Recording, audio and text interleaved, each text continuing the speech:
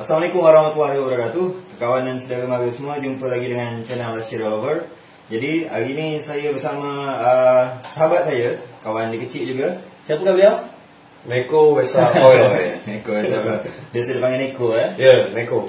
Okey. Jadi ini macam lagi sekali macam apa video khusus lagi untuk kawan kita dekat Malaysia kan. Okey. Macam ada yang bertanya, ada tak orang lingga kuliah Malaysia? Cubalah orang lingga kuliah Malaysia kata orang ni kan. Cubalah ikut kuliah Malaysia nanti kata dia. Neko ni pernah kuliah dekat Malaysia satu hari dulu. Jadi kita nak bertanya sikit dengan Neko ni. Cuma awak ingat tak waktu kita dekat SMP dulu? Ada kita memang tak pernah ke kelas, tapi kita pernah ada duduk kat satu kelas. Ya. Ingat tak? Ingat satu. ingat. Les bahasa Inggeris. Betul. Awak duduk kat mana waktu tu? Saya duduk dekat belakang. Awak dekat belakang ngedut. Ya. Dia kemarin beliau ni badan dia agak besar sikit. Tahun berapa kat dia? Tahun 2000 SMP itu tahun 2002. Oh, tahu. 2002. Dia cukup tahun. Dah banyak tahun lah. Jadi sekarang kita nak bertanya. Ni khusus untuk kawan kita semua ya. Macam mana jadi keputusan awak untuk kuliah kat Malaysia hari tu? Ketika orang kawan kita kan nak ke sini, nak ke Jawa, nak ke Sumatera, awak ngambil ke sana. Kita tamat SMA waktu itu kan kalau di Malaysia tu SPM. Jadi tamat SMA itu tahun 2004. Cita-cita memang dari dulu nak jadi doktor.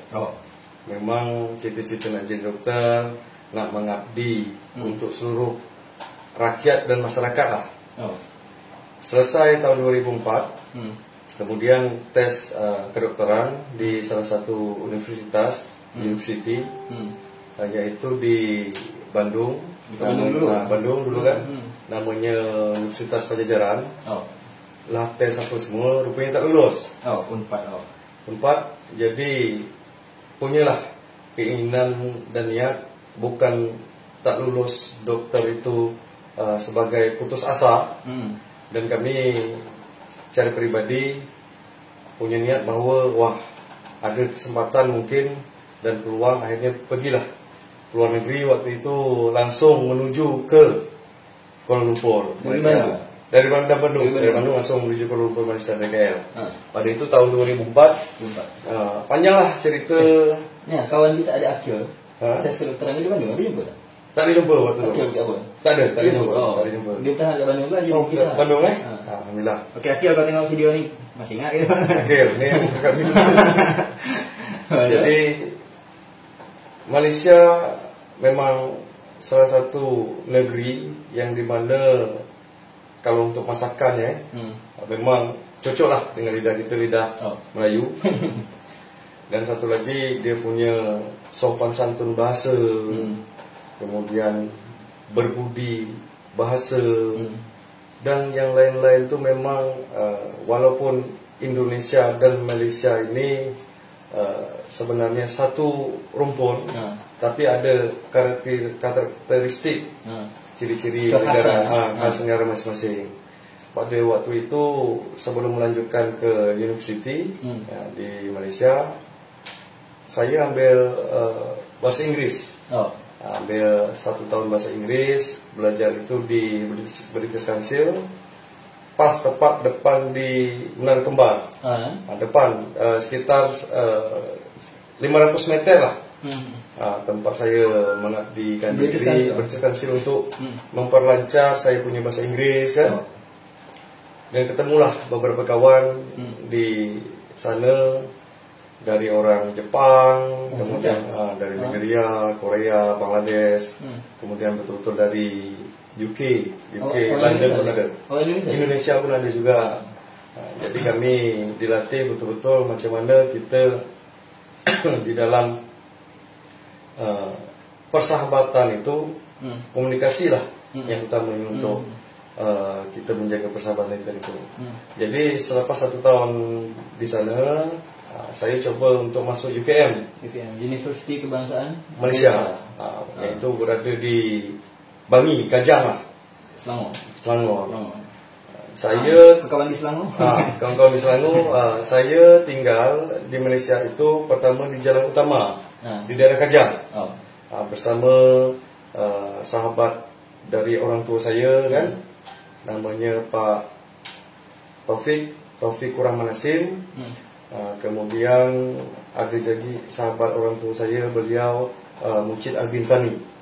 Sekarang beliau Pak Taufik Kurang Manasim, dia kerja di Kedutaan Besar Indonesia yang berada di Kuala Lumpur. Kalau Mucid Al-Bintani ini, beliau ini betul-betul penulis buku. Sekarang beliau berkiprah di Pekanbaru. Panjang cerita, saya persingkatkan. Jadi saya masuk di UKM, coba untuk mendaftarkan diri di Universitas UKM, tapi waktu itu belum ada penerimaan mahasiswa baru. Kemudian saya pergi juga ke UPN, Universiti Putra Malaysia, belum ada penerimaan siswa baru. Nak tunggu tu boleh tunggu, tapi 6 bulan kemudian dan 1 tahun kemudian. Jadi waktu saya kan terbuang di situ. Kemudian saya ke MMU juga, Multimedia University, belum juga menerima mahasiswa baru. Akhirnya berjodoh lah di UNISEL, UNISEL University Industri Selangor dulu namanya. University Industri Selangor yang berada di Shah Alam, Section 7. Itu kampus lamanya. Kemudian saya masuk ke kampus barunya, yaitu dikenal nama bahasa kampungnya, bahasa lamanya itu daerah Batang Berjuntai. Dan di modified balik, diperbaharui dengan nama Bestari Jaya. Ada pembaharuan nama. Pembaharuan nama. Jadi di Malaysia ini sebenarnya kalau untuk mengambil degree, kalau kita S1, itu lebih kurang sekitar 1 tahun. Kemudian 1 tahun pula. 3 tahun. 3 tahun. Kalau untuk ambil master S2 itu bisa, kalau percepat bisa 1 tahun setengah. Itu paling cepat sekali. Jadi semua semester panjang, semester pendek apa semua kita bisa ambil, dan dari 1 tahun setengah bisa menjadi 2 tahun dan selebihnya. Jadi pertama kali saya masuk di University Industri Selangor, waktu itu betul-betul kampus itu baru buka. Dan waktu itu saya tinggal di asrama. Di sana ada asrama kampus. Waktu itu saya tinggal di blok A3. A3. Tak dapat lupa tingkat 3. Kemudian bilik kamar nombor 3. 3 tingkat 3, bilik nomor A3. Itu tahun 2005 tu? Itu tahun 2004, 2005, 2006. Jadi saya masuk sesi semester 2006-2007. Pertama masuk ke asrama itu, waktu itu pukul waktu itu pukul 3 petang. Saya naik KTM waktu itu, KTM kereta api, dari Kajang langsung menuju ke Rawang. Berapa lama tu? Sekitar lama juga hampir 1 jam lebih. 1 jam lebih, karena dia kan banyak dari asrama, dari rumah? Dari rumah, dari Kajang. Naik tren KTM menuju Rawang. Dari Rawang itu kemudian pakai taksi. Taksi dia memang Mercedes, tapi taksi tua.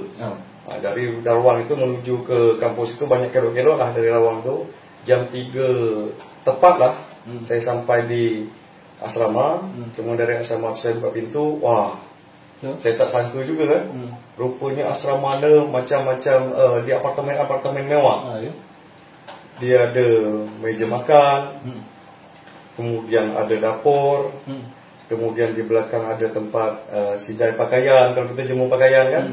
Kemudian dari dalam satu asrama itu ada terdiri dari 3 bilik, 3 kamar. Dan waktu itu saya di bilik pertama, buka pintu bilik memang semua masih bau cat. Tak ada orang, belum ada orang. Waktu itu saya sampai, saya sangka saya sendiri. rupanya pas saya bersihkan bilik, waktu itu saya kemas-kemas bilik, pasang dia punya spray apa semua kan untuk tidur apa. Kemudian saya kemas-kemas pakaian, masukkan ke dalam lemari. Kemudian keluar ada satu kawan saya. Siapa tu nama beliau? Nama beliau adalah Asid. Asid. Dia dari KL juga. Dan Asid nama dia. Dan panggilan beliau itu untuk kami itu ada Bril namanya. Bril. Nama geng. Nama geng.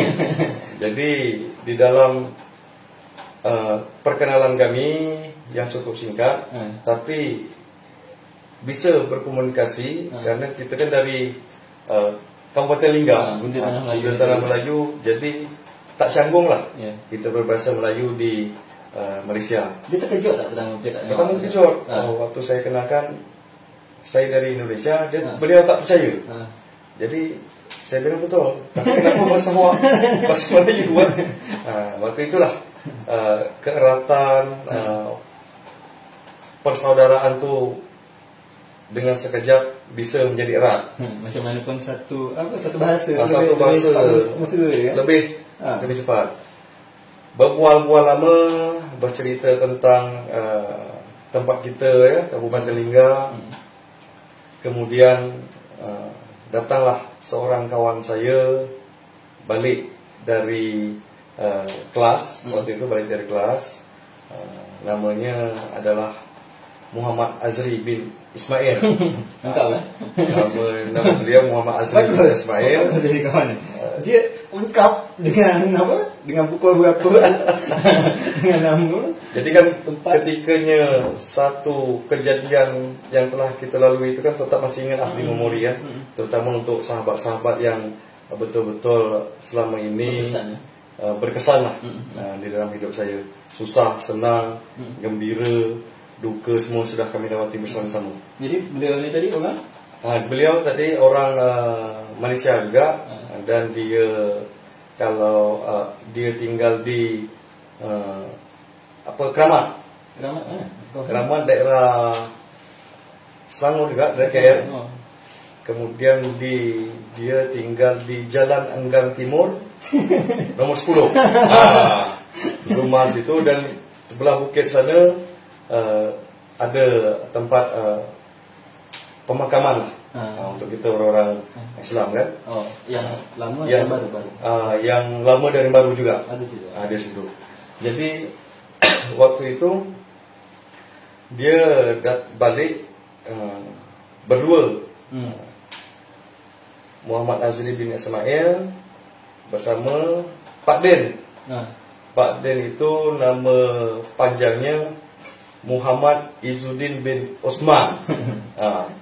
Berbual kami itu kan bertiga di situ. Kalau Bril tadi dia minta mohon diri, minta maaf, dia nak istirahat karena baru datang dari KL waktu itu. Berbual kami berdua apa semua. Jadi perkenalan saya bersama Ari, ni saya panggilan kecil Ari. Kurang mesra. Pertama itu kurang mesra. Jadi ada kesan-kesan lah yang terganjal bagi dia terhadap diri saya. Mungkin kerana takutnya saya membohongi beliau, sebab saya bilang dari Indonesia, beliau mati-matian tak percaya. Akhirnya saya tunjukkanlah KTP. Kalau kita KTP di sana IC ya. IC tunjuk, barulah menarik. Dan akhirnya saya kena tugas sebagai perkenalan. Saya disuruh cuci piring. Okey, saya bilang saya cuci piring apa semua, bahawa inilah pengalaman yang terbaik untuk diri saya pada waktu itu. Kemudian selesai cuci piring, beliau suruh tolong cucikan baju dulu. Saya bilang, maaf, saya tak bisa. Sebab kenapa saya tak bisa? Di sini ini tugas saya adalah untuk belajar, bukan di sini disuruh ini disuruh itu. Akhirnya kami macam sebangsa ospek lah. Ospek lah kalau kita ospek. Jadi kami berketawa lah, bersenda gurau waktu itu kan. Kemudian dari perkenalan yang cukup singkat itu, kemudian kami balik ke kamar masing-masing, ke bilik masing-masing, istirahat. Selepas maghrib, dalam perjalanan jauh tadi perut pun udah lapar. Jadi Ari, kemudian Bril, kemudian saya, kami bertiga nih, Jadi kami bertiga ini memutuskan untuk makan malam. Makan malam yang berada di komplek atau kafe di kampus. Waktu itu saya tak tahu nak pesan apa, dapat request lah daripada Ari bahawa yang sedap kat sini sayurnya sayur kailan ikan masin. Kemudian tom yum, kemudian telur dadah, kemudian ayam goreng masak kunyit. Jadi kami pesan tom yum yang tadi kat kampung kita. Tom yum tadi kat kampung kita. Jadi yang masak ni betul-betul orang daripada Siam, daripada Thailand Muslim yang betul-betul dari Patani apa semua kan. Jadi sudahlah pada waktu itu kami sambil makan sambil bercerita. Kemudian waktu itu sebelum pergi ajak makan, Ari yang ajak nih, ajak pergi makan sama-sama kan.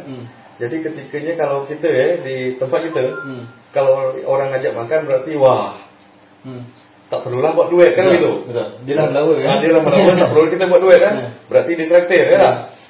Rupanya setelah saya pergi makan apa semua, waktu itu pas nak bayar, jadi mereka bayar saya sendiri. Wah, saya bilang, saya terus terang waktu itu saya tak buat duit kan. Jadi saya bilang, Ri, minta maaf, saya hari ini tak buat duit. Kenapa tak buat duit kan? Saya ngajak makan tadi. Sebenarnya kalau di tempat kami, khususnya ke Pulau Riau, apabila orang sudah melawa, berarti tak ada keluar duit, tapi kita dibayar kan. Akhirnya saya pinjam duit beliau, kemudian beliau ketawa juga. Akhirnya sampai hari ini pengajaran-pengajaran yang hubungan keeratan itu menjadikan sebuah tradisi. Akhirnya sampai hari ini beliau betul-betul apabila beliau mengajak makan, dia yang bayar hari ini. Jadi itulah, bukan kita nak bercakap apa, tapi itu kan tradisi daerah masing-masing. Dan hari ini intinya apapun itu tetap menjadi satu pengalaman yang terbaik untuk kita.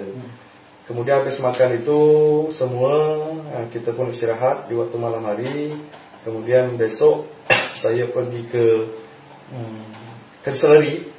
Kanseleri saya sudah mulai mendaftar, menyiapkan segala administrasi, dan saya diberi ID card. ID card waktu itu setiap orang harus berhak menerima sebagai mahasiswa. Dan ID card saya nomornya paling cantik sekali. Kata M organisasi, kartu tanda mahasiswa masih dia seberguna gitu ya? Tak, bukan, dia hanya untuk biasalah untuk tanda pengenalan kampus. Jadi nomornya betul-betul nomor cantik sekali.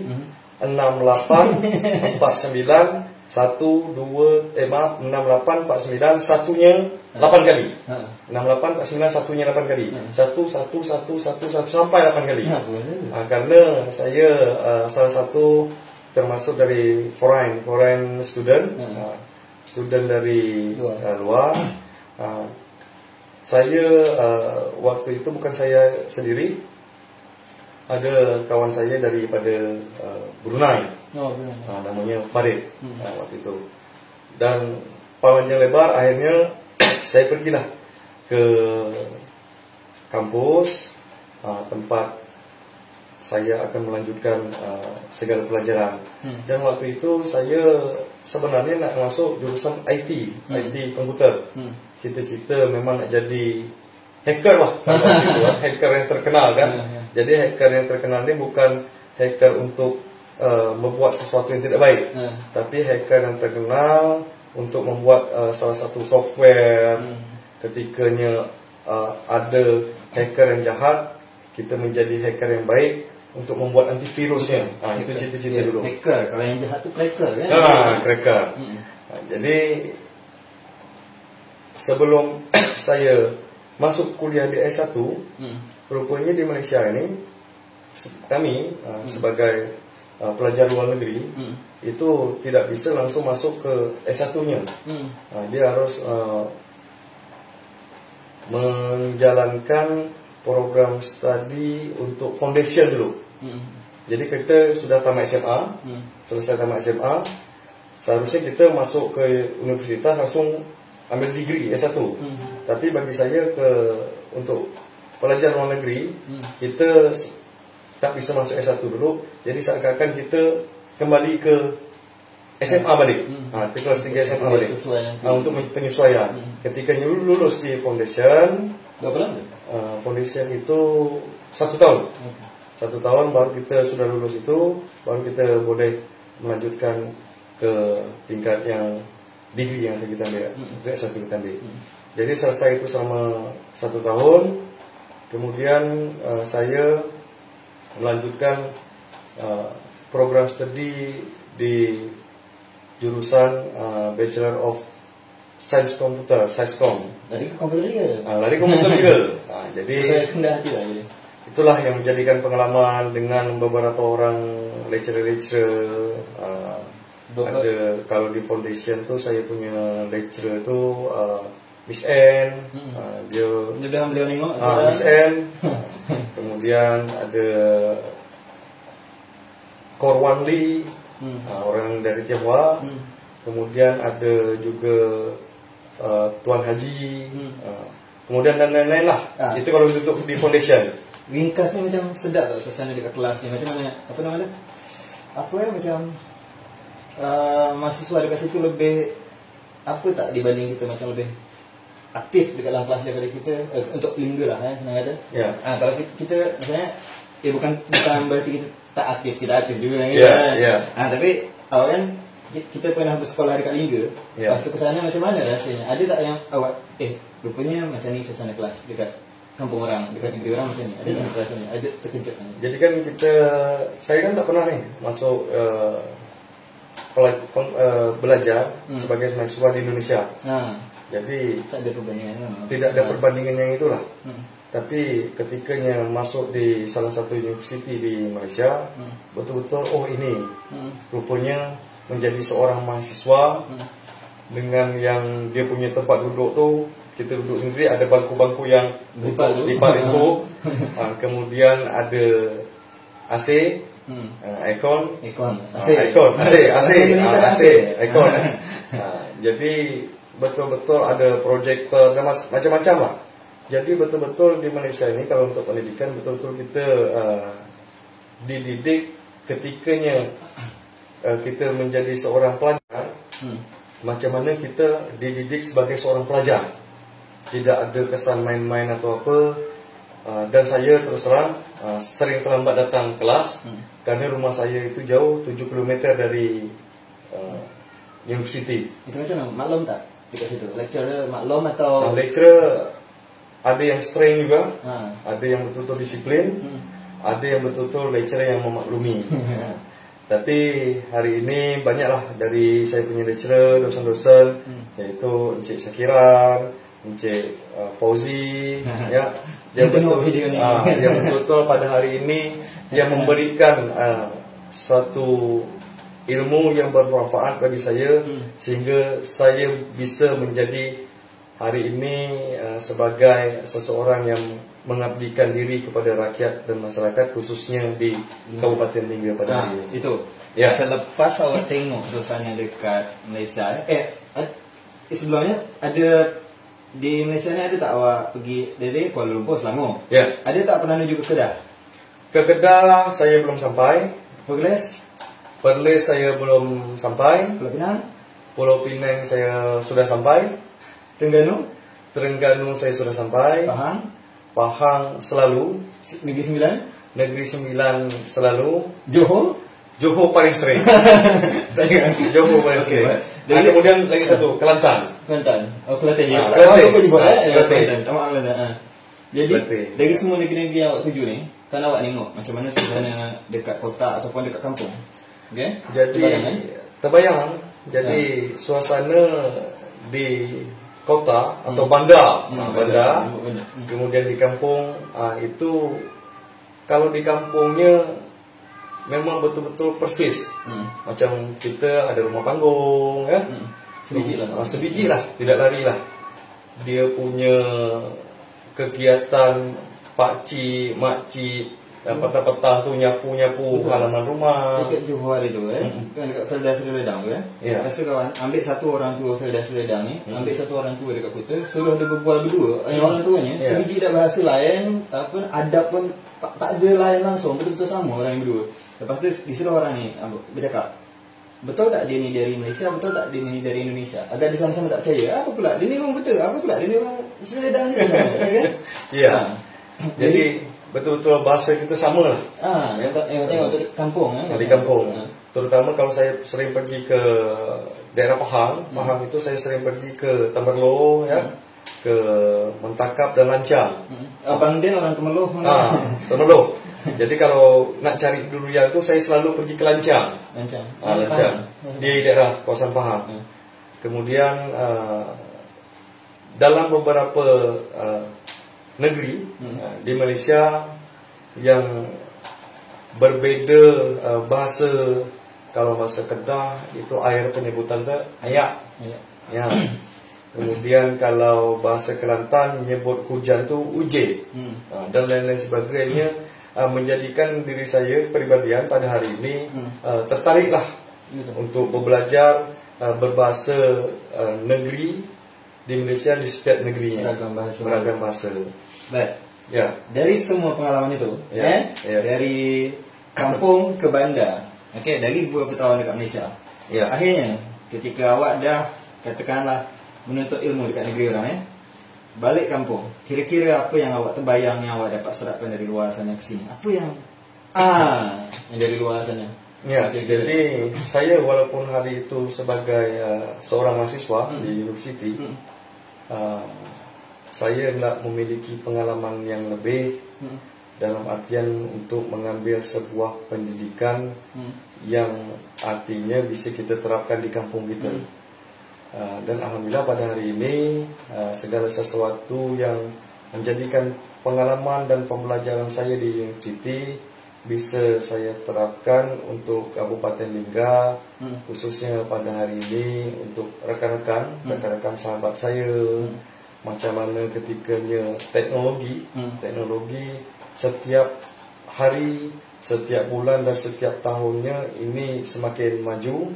Dan kita harus betul-betul mengaplikasikan apa yang sudah menjadi ilmu dan pengalaman kita di luar negeri untuk kita terapkan di kampung kita, khususnya Kabupaten Lingga.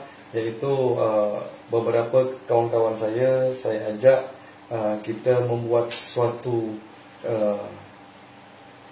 teknologi yang berbasis mekanisme untuk macam mana hari ini betul-betul penjualan online itu betul-betul hari ini mendapatkan efek yang begitu besar. Jadi di dalam saya mengabdikan diri sebagai mahasiswa, hari itu kan keuangan ekonomi orang tua kan susah dan biaya di luar negeri untuk melanjutkan pendidikan itu agak sedikit mahal lah. Tapi tidaklah terlalu mahal, sedang tapi di bawah sedang sikit. Jadi saya waktu itu bekerja sebagai penyapu pasar malam. Ambil kerja samping ambil juga habis kelas malam saya ambil kerja samping, iaitu selesai pasar malam, bazar malam selesai, jadi saya tukang sapu yang mengungut sampah apa semua kan. Jadi di Malaysia itu di setiap satu kampung atau di satu bandar seminggu sekali itu ada namanya pasar malam. Situ semua orang berjual baju apa semua, apa makan apa semua. Jadi pertama kali saya bekerja yaitu sebagai penyapu sampah di pasar malam dengan jadualnya pasar malam itu selesai jam 1 malam. Itu kami sudah bergerak untuk membersihkan sampah-sampah plastik apa yang ada semua. Dan saya selesai tugas itu beri gaji lah, itu sekitar RM20. RM20. Kemudian di samping daripada itu juga saya mencari duit ketikanya satu kampus, salah satu organisasi kampus membuat event-event untuk penanggalan dana pengumputan dana untuk rekan-rekan mahasiswa, membagikan ini kepada kegiatan-kegiatan sosial, dan disitulah saya tampil sebagai vokalis nyanyi. Ada kawan tengok kat Facebook ada awak nyanyi lagu Ariel. Nyanyi lagu Ariel. Waktu itu Ariel tengah naik daun kan. Ariel ungu. Kawan-kawan awak manggil awak Ariel Sulaiman. Betul Reko Ariel. Waktu itu jadi saya dikasih kesempatan untuk memberikan beberapa sumbangan kata-kata yang diuraikan lewat lagu. Dari hasil itulah kadang-kadang ada kawan-kawan yang ngasih RM15, kemudian ada yang ngasih belanja makan, kemudian ada yang kasih 40, tak tentulah. Nah, itulah menjadikan duit samping bagi saya waktu dan saat itu. Kemudian di luar daripada itu juga saya diajak kawan untuk berbisnis jualan burger. Jadi kalau untuk berjualan burger ni memang ada rahasia tersendiri, resepi namanya. Kalau di sana itu bahasa resepi, kalau tempat kita bahasa ada resep tersendiri. Sana pakai bahasa Inggris, kita pakai bahasa Belanda. Bahasa Belanda. Jadi resep yang saya buat pada waktu itu betul-betul rasanya betul-betul best. Sangat. Nah, di sini belum coba. Masih nasi ya. Jadi saya pakai roti Ramli, burger Ramli brand di sana, brand Malaysia. Malaysia tahulah brand ini. Bukan saya nak promosi, maaf. Tapi saya bercerita dengan real fakta yang saya jual itu. Jadi saya punya resepi tersendiri dan saya punya kawan-kawan itu banyak dari Arab Saudi. Kemudian ada juga yang dari Nigeria. Arab ini dia punya makan itu memang makanan-makanan yang burger, salad lah, roti macam itu. Jadi ketikanya saya menyajikan saya punya resepi dengan burger yang saya masak, mereka bilang good in best. Berarti lidah mereka sesuai dengan apa yang saya masak. Nah, itulah terus berlanjut. Saya sempat berjualan burger itu selama setahun. Kemudian saya fokus untuk konsentrasi mengurus saya punya skripsi. Skripsi apa, kena sibuk apa. Kemudian saya stop. Kawan sepakat dengan apa yang awak sebut tadi, bahawa kita harus memanfaatkan teknologi memanfaatkan teknologi. Kawan percaya, bukan percaya, tapi ini juga terbukti sebenarnya banyak kita tu macam barang-barang dekat sini, produk kita dekat sini yang belum macam katakanlah belum tercover dengan baik. Ya, apabila itu dijual keluar, kawannya kan benda ni dapat nambah ekonomi kita kan? Ya, betul. Untuk kita kawasan negara. Pertama awak juga dah pengalaman rasa dekat sana, baik itu bekerja, bisnes, bahkan juga sambil kuliah. Kau dapat kita, ini bukan hanya untuk kita jual dekat Lingga, tapi macam mana kita jual dekat luar Kepulauan Riau, sekali entah ke kawasan Sumatera ke entah Kalimantan kan. Kalau kita dapat manfaatkan itu tadi, kira-kira macam mana tu rasa untuk aplikasinya, macam dapat tak kita orang Lingga buat macam ni? Tak lama lagi, InsyaAllah, mudah-mudahan kalau segala sesuatu impian didorong dengan niat yang kuat, kemudian usaha yang serius, yang tidak mungkin pasti menjadi mungkin. Jadi hari ini di tengah secara global dunia ekonomi betul-betul turun drastis pasca COVID-19 ini. Jadi sebenarnya penjualan daring atau online ini lebih menguntungkan.